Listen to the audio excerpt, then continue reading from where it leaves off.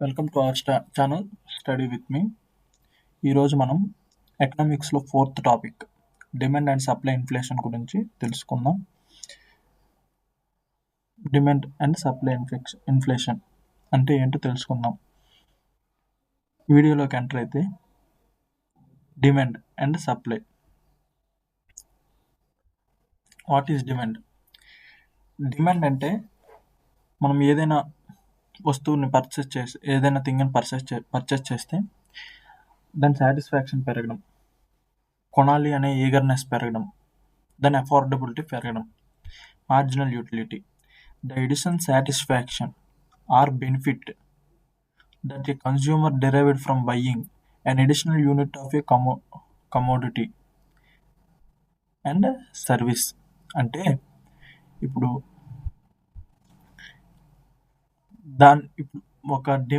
దేనిదైనా వస్తువు డిమాండ్ పెరిగింది అంటే ఖచ్చితంగా అది మనకి అవసరం వస్తుంది అంటే దాని విలువ ఎంతైనా సరే కొనాల్సిందే, మనం తప్పదు. ఫర్ ఎగ్జాంపుల్ టమాటా అనుకోండి, టమాటా అనేది మనకి ఖచ్చితంగా కావాలి. అది టమాటా కేజీ కిలో 100 అయినా కొంటాం, అదే 20-30 అయినా సరే కొంటాం. ఓకే, మనకి గ్రాఫ్లో చూసుకుందాం. ఫర్ ఎగ్జాంపుల్ డిమాండ్ కర్వ్ అంటే ఏంటి? కన్జ్యూమర్ సైడ్ అఫోర్డబిలిటీ అంటే కన్జ్యూమర్స్ అంటే కొనేవాళ్ళం, మనం ఎఫర్ట్ చూపిస్తాం కొనడానికి, దాన్ని డిమాండ్ కర్వ్ అంటారు. ఫర్ ఎగ్జాంపుల్ ప్రైస్ అనేది 100 ఉందంటే, ఓకే, ప్రైస్ 100 ఉన్నప్పుడు మనం 1 కేజీ మాత్రమే తీసుకోగలం. ఇప్పుడు నీ దగ్గర 100 అమౌంట్ ఉంది, 100 అమౌంట్ నేను టమాటాకి పెట్టగలను అంటే ప్రైస్ 100 ఉన్నప్పుడు మనం 1 కేజీ మాత్రం తీసుకోగలం. అదే ప్రైస్ 100 ఉంది అంటే టమాటో డిమాండ్ ఎక్కువగా ఉంది అని అర్థం. అదే ప్రైస్ 20 రూపీస్ ఉంది అంటే మనం 100 రూపీస్కి 5 కేజీ తీసుకోగలం. అంటే 100 రూపీస్కి 1 కేజీ తీసుకున్న దానికంటే 100 రూపీస్కి 5 కేజీ స్లోప్ అనేది తగ్గుతుంది. దీన్ని నెగిటివ్ స్లోప్ అంటాం. ఓకే, దీన్ని మనం నెగిటివ్ స్లోప్ అంటాం. ఇగోండి, ఇక్కడ స్లోప్ అనేది తగ్గుతుంది. ఓకే, కర్వ్ అనేది ఎలా వచ్చింది, దీన్ని మనం నెగిటివ్ కర్వ్ అంటాం, నెగిటివ్ స్లోపింగ్ కర్వ్ అంటాం. ఇది ప్రైస్కి డిమాండ్కి మధ్య రిలేషన్ని ఇన్వర్స్గా చూపిస్తుంది. ఓకే, అండ్ నెక్స్ట్ మనం పర్మర్ ఎస్ఎస్సి పీడిఎఫ్ నుండి డిస్కస్ చేసుకుంటున్నాం. పర్మర్ ఎస్ఎస్సి అంటే మ్యాక్సిమం అందరికీ తెలుసు, బట్ అది హిందీలో ఉంటుంది. ఇది మనకు అర్థమయ్యేటట్టు ఇంగ్లీష్ అండ్ తెలుగులో మనం ఎక్స్ప్లెయిన్ చేసుకుందాం, ఇంగ్లీష్ పీడిఎఫ్ని తెలుగులో. అండ్ నెక్స్ట్ అది ఇన్కమ్ కాన్స్టెంటే, బట్ డిమాండ్ అనేది పెరగడాన్ని డిమాండ్ కర్వ్ అంటారు. సప్లై కర్వ్ అంటే producer size profitability. Supply curve అంటే ప్రొడ్యూసర్ సైజ్ ప్రాఫిటబిలిటీ అంటే ఇప్పుడు ప్రైస్ పెరిగింది అంటే సప్లై పెరుగుతుంది, అంటే ప్రైస్ తగ్గుతుంది. దాని డిమాండ్ పెరుగుతుంది అంటే సప్లై పెరుగుతుంది. ఇప్పుడు కొనేవాళ్ళు ఎక్కువ ఉన్నారు అంటే ఎక్కువ అమ్ముతున్నారు, ఎక్కువ చెల్లుతున్నాయి అంటే వాటిని ఎక్కువగా అమ్మాలి, ఎక్కువగా తయారు చేయాలి, అంటే ఎక్కువగా సప్లై చేయాలి. ఓకే, ఎక్కువగా సప్లై చేయాలి. ఇప్పుడు కాస్ట్ అనేది పెరిగింది అనుకోండి, దాని సప్లై అనేది తగ్గుతుంది. అదే కాస్ట్ తగ్గింది అనుకోండి, దాని సప్లై అనేది పెరుగుతుంది. ఫర్ ఎగ్జాంపుల్ మనం టమాటా గురించి మాట్లాడుకున్నాం కదా, టమాటానే తీసుకుందాం. కేజీ టమాటా 100 రూపీస్ ఉందంటే మనం 5 కేజీస్ కొనే దగ్గర కేజీ మాత్రమే తీసుకుంటాం. అదే కేజీ టమాటా 20 రూపీస్ ఉందంటే కేజీ టమాటా 100 రూపీస్ ఉందంటే 5 కేజెస్ ఉన్న దగ్గర మనం 1 కేజీ మాత్రమే తీసుకోగలం. అదే కేజీ టమాటా 20 రూపీస్ ఉంది అంటే మనం 5 కేజెస్ తీసుకోగలం. దీన్ని పాజిటివ్ స్లోపింగ్ కర్వ్ అంటారు. ఓకే, పాజిటివ్ స్లోపింగ్ కర్వ్ అనేది ఇలా ఉంటుంది. Okay, and next things in equilibrium. Things exits in equilibrium అంటే equilibrium shift if any one of the factors shift. అంటే ఇప్పుడు మనం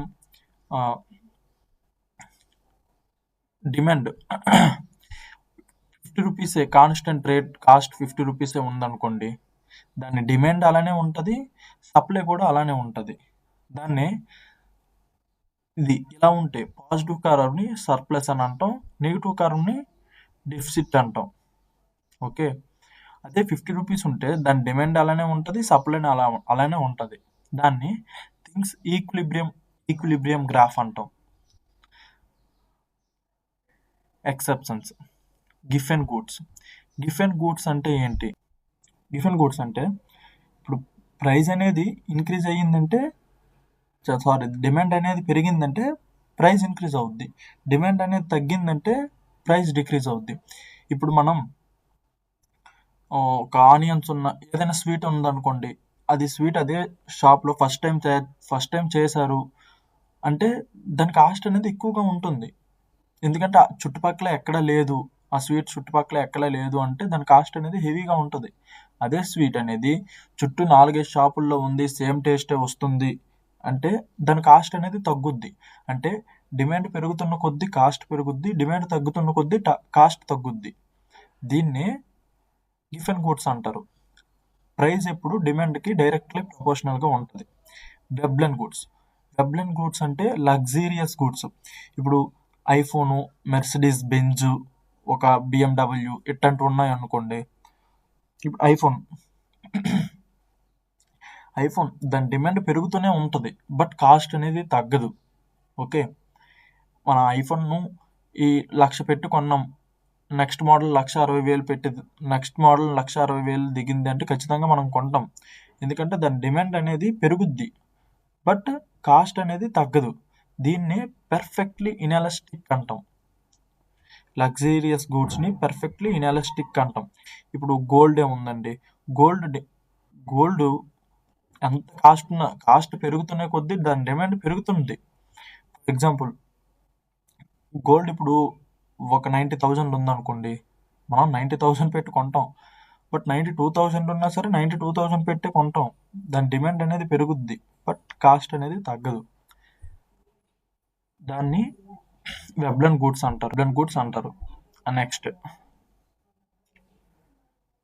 price elasticity. Changes in price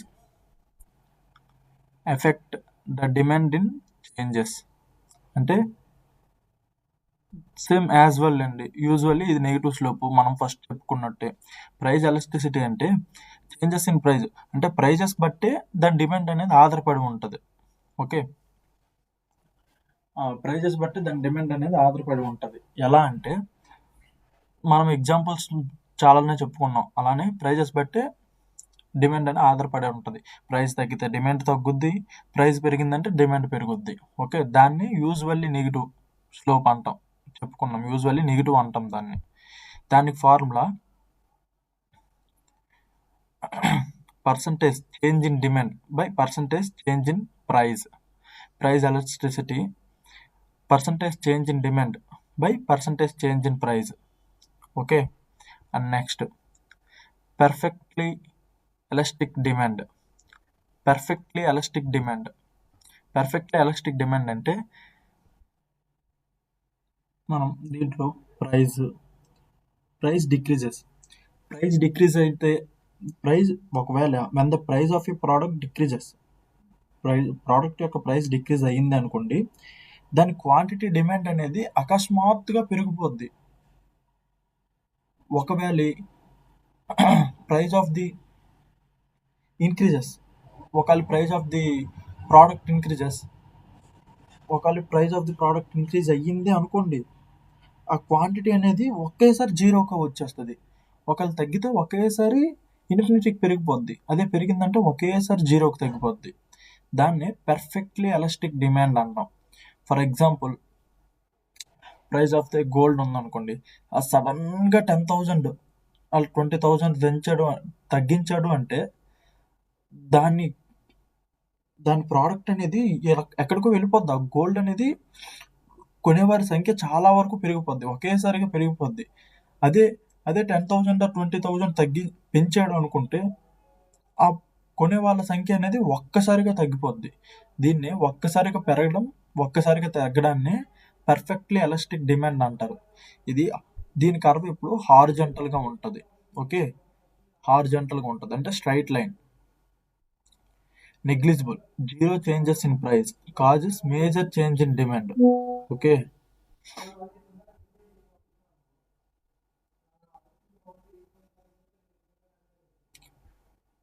దీన్ని perfectly elastic డిమాండ్ని ఇన్ఫినిటీతో కొలుస్తాం. And next one relatively elastic demand. Relatively elastic demand అంటే price elasticity. అంటే the elasticity of demand measures how much the quantity demand changes in response to a price change. అంటే price change అయ్యే కొద్దీ quantity ఎంత change అవుతుంది అని చెప్పడాన్ని price elasticity అంటారు. రిలేటివ్ ఎలాస్టిసిటీ అంటే the relative elasticity of A demand compares the elasticity of two different products to determine which is more sensitive to price changes. అంటే దీని తెలుగులో చెప్పుకుంటే మనం ఇప్పుడు ఫర్ ఎగ్జాంపుల్ మన దగ్గర 2 ఆటోస్ ఉన్నాయి అనుకోండి, లేకపోతే ఏరోప్లేన్ తీసుకుందాం ఫర్ ఎగ్జాంపుల్. ఒకవేళ ఈ ఫ్లైట్ టికెట్స్ అనేది పెంచేశాడు అనుకోండి, ఫ్లైట్ టికెట్స్ కాస్ట్ పెంచేశాడు అనుకోండి, మనం ఏం చేస్తాం, వేరే దారి ఎంచుకుంటాం. ఇప్పుడు లేకపోతే వాయిదా వేసుకుంటాం మన ప్రయాణాన్ని. ఫర్ ఎగ్జాంపుల్ ఫ్లైట్ ఛార్జెస్ ఒక 500 పెంచేశాడంటే మనం ట్రైన్లో పోతాం. లేదు ట్రైన్ ఛార్జెస్ కూడా పెంచేశాడు అంటే మనం వాయిదా వేసుకుంటాం. ఓకే, దానికి సబ్స్టిట్యూట్ ఎత్తుక్కుంటాం. ఇంకొకటి ఎలా అంటే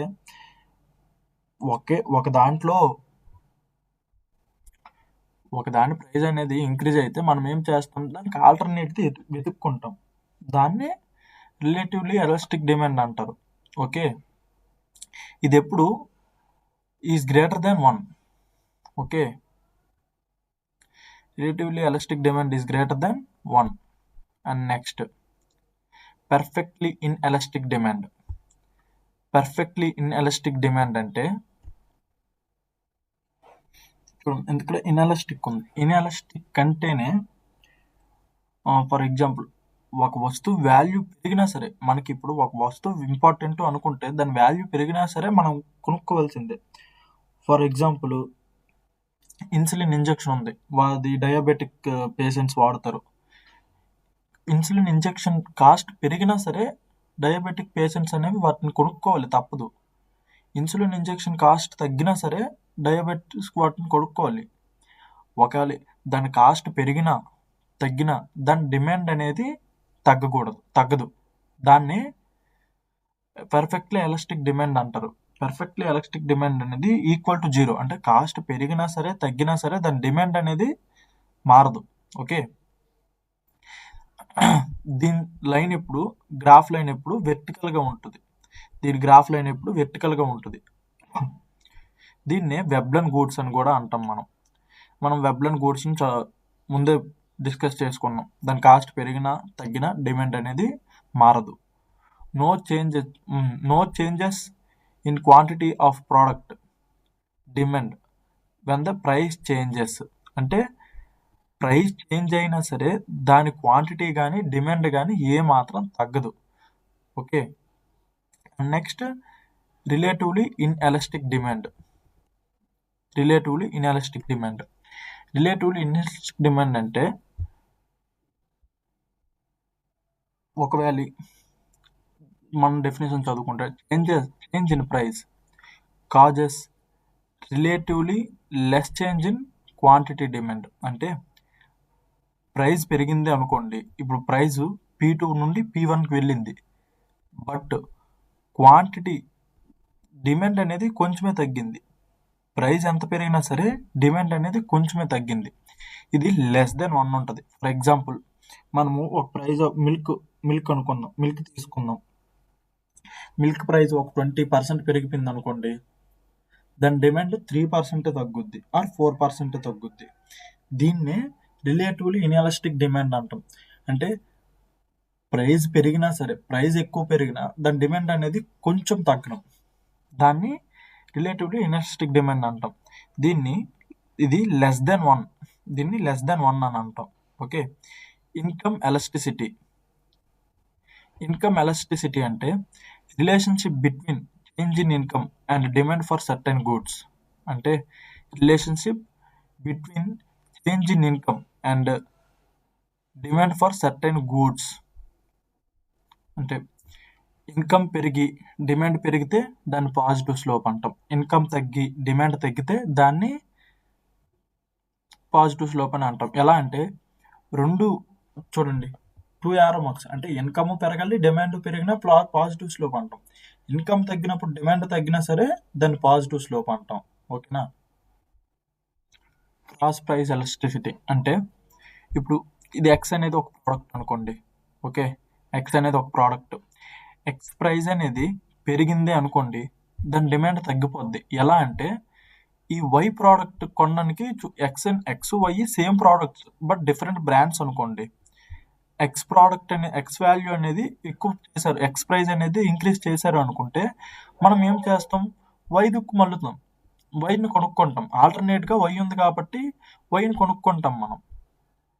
ఓకే, ఒకవేళ వై ప్రైస్ ఇంక్రీజ్ చేస్తే ఎక్స్ని కొనుక్కుందాం. అలా దానికి ఆల్టర్నేట్ వెతుక్కోవడాన్ని క్రాస్ ప్రైస్ ఎలాస్టిసిటీ అంటాం. చూడండి, shift from product X to Y due increase price of X. అంటే ఎక్స్ ప్రైస్ పెరగడం వల్ల మనం ఎక్స్ నుండి వై ప్రోడక్ట్కి షిఫ్ట్ అయ్యాం. దీన్ని క్రాస్ ప్రైస్ ఎలాస్టిసిటీ అంటాం. And next, people hold money for 3 purposes. మనుషులు అనేవాళ్ళు మనీని 3 పర్పస్గా యూజ్ చేసుకుంటారు. ఎలా అంటే transaction motive, precautionary motive, speculative motive.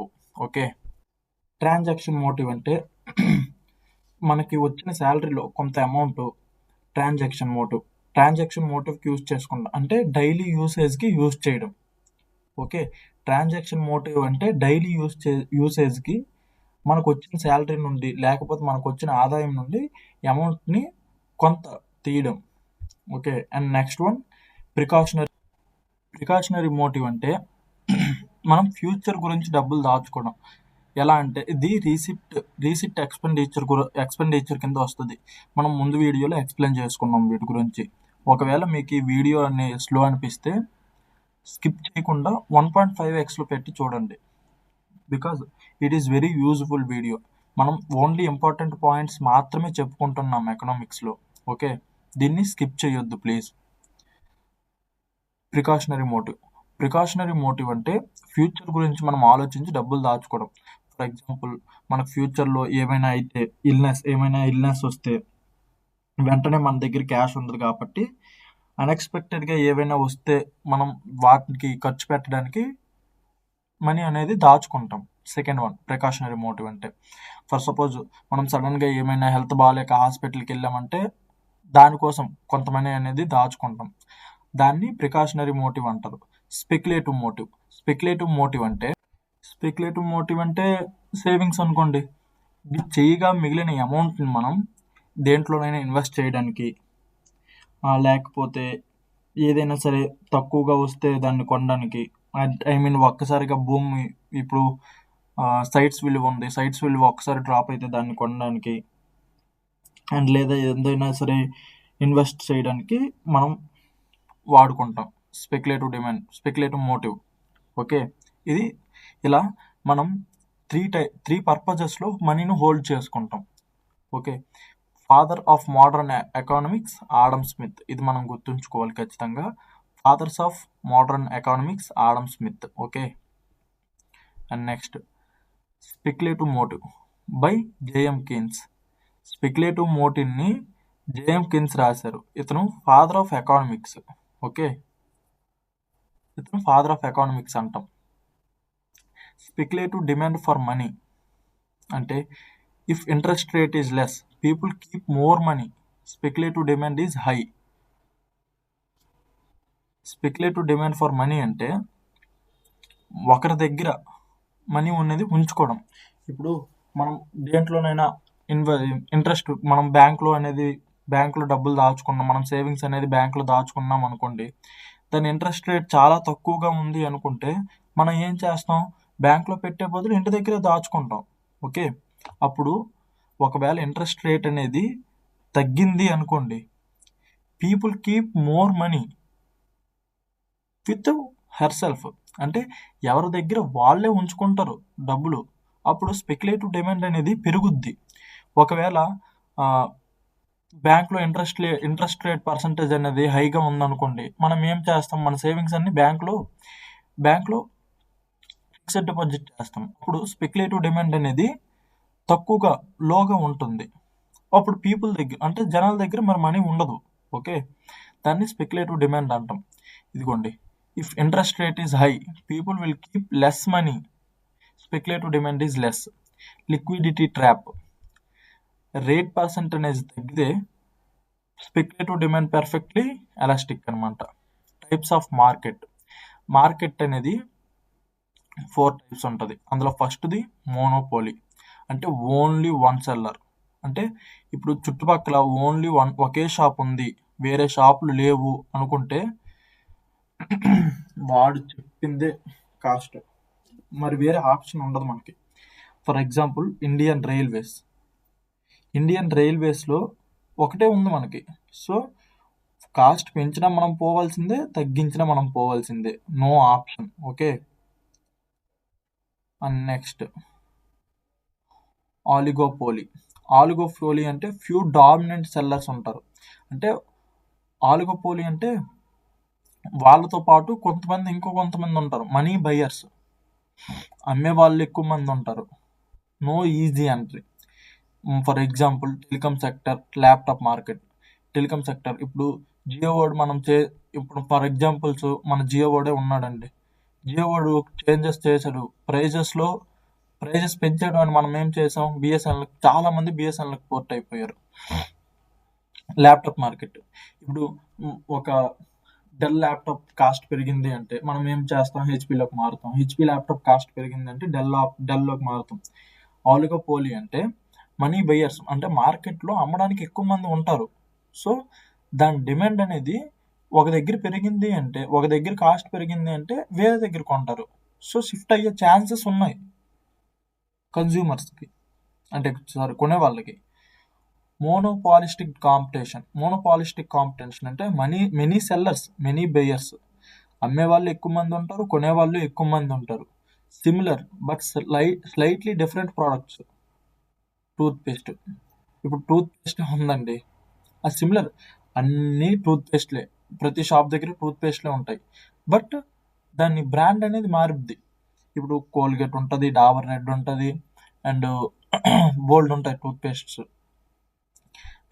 అన్నీ ఒకటే, బట్ అవి వేరే వేరే ప్రోడక్ట్స్ నుండి వస్తాయి. ఇప్పుడు ఒక టూత్పేస్ట్లో ఉప్పు ఉందంటాడు, ఒక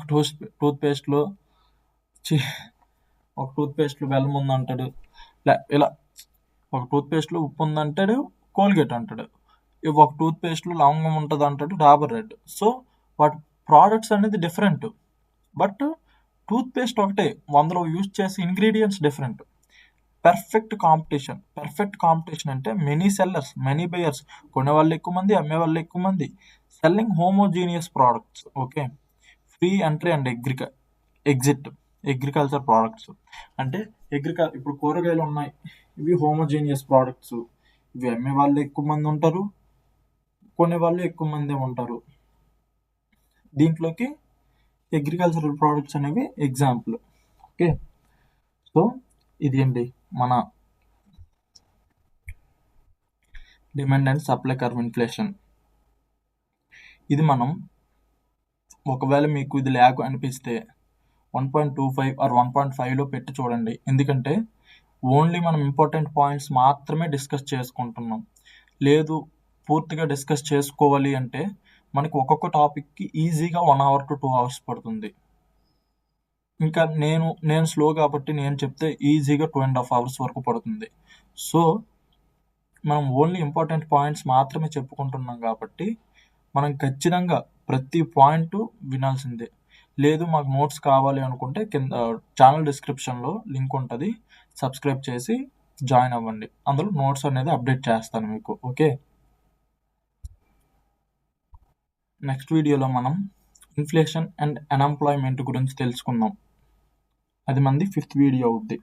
ఓకే, రేపు మనం దాని గురించి డిస్కస్ చేసుకుందాం.